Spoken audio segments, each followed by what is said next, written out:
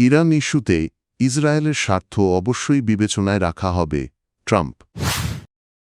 বিভিন্ন কর্মসূচিতে মেয়েকে সামনে আনছেন কিম জং উন। ট্রাম্পকে নেতানিয়াহুর পাশে না দাঁড়ানোর আহ্বান ইহুদিদের।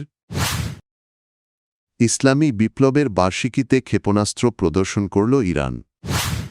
মধ্যপ্রাচ্যে উত্তেজনার মধ্যে ইরান ইস্যুতে ইসরায়েলের প্রধানমন্ত্রী বেনিয়ামিন নেতানিয়াহুর সঙ্গে বৈঠক করেছেন মার্কিন প্রেসিডেন্ট ডোনাল্ড ট্রাম্প।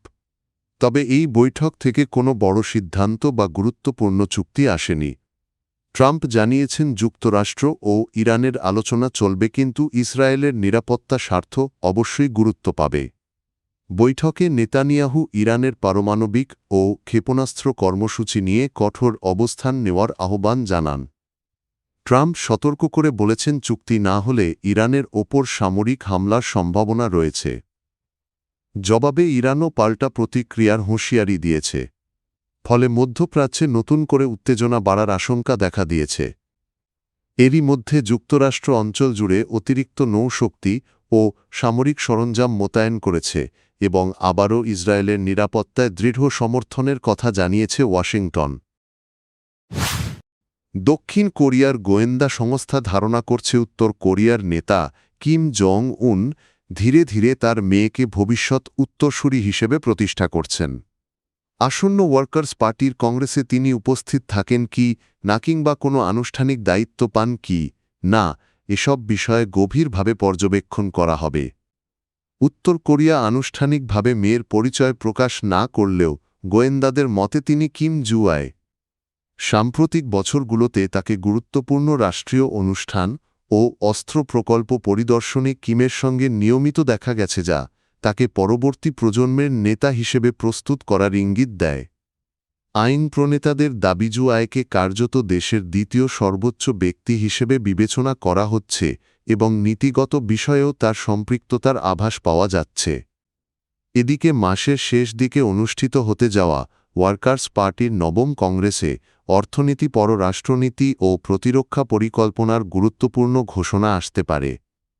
একই সঙ্গে বড় একটি পারমাণবিক শক্তিচালিত সাবমেরিন তৈরির কাজও এগিয়ে নিচ্ছে উত্তর কোরিয়া বলে জানা গেছে। মার্কিন যুক্তরাষ্ট্রের রাজধানী ওয়াশিংটনে হোয়াইট হাউসের বাইরে ইহুদি নাগরিকদের একটি বিক্ষোভ অনুষ্ঠিত হয়েছে। বিক্ষোভকারীরা ইসরায়েলের প্রধানমন্ত্রী বেনিয়ামিন নেতানিয়াহুর নীতির প্রতিবাদ জানিয়ে প্রেসিডেন্ট ডোনাল্ড ট্রাম্পকে তার পাশে না দাঁড়ানোর আহ্বান জানান। বিক্ষোভে রাব্বি ইসরায়েল ডোভিদ বলেন, ইহুদি ধর্ম মূলত সৃষ্টিকর্তার প্রতি বিশ্বাসের ধর্ম, কোনো রাজনৈতিক মতবাদ নয়।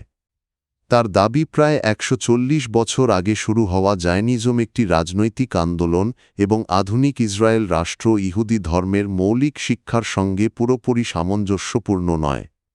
তিনি আরও বলেন, ইহুদি আইনে হত্যা নিষিদ্ধ এবং ধর্মের ভিত্তিতে রাষ্ট্র প্রতিষ্ঠার সংঘাত বাড়াতে পারে।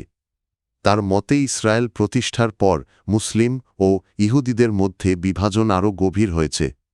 অন্যদিকে গাজার স্বাস্থ্য মন্ত্রণালয়ের তথ্য অনুযায়ী যুদ্ধবিরতি শুরুর পরও সহিংসতায় শতাধিক ফিলিস্তিনি নিহত ও আহত হয়েছেন।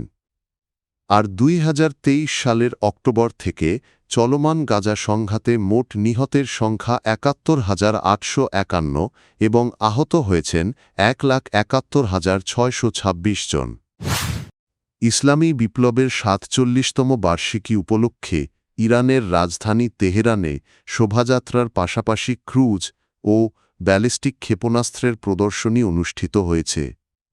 প্রদর্শনীতে সৌমার নুরকাদির সহ একাধিক ক্রুজ ক্ষেপণাস্ত্র এবং হাজ কাসেম ইমাদ ও জোলফাঘার ব্যালিস্টিক ক্ষেপণাস্ত্র রাখা হয়।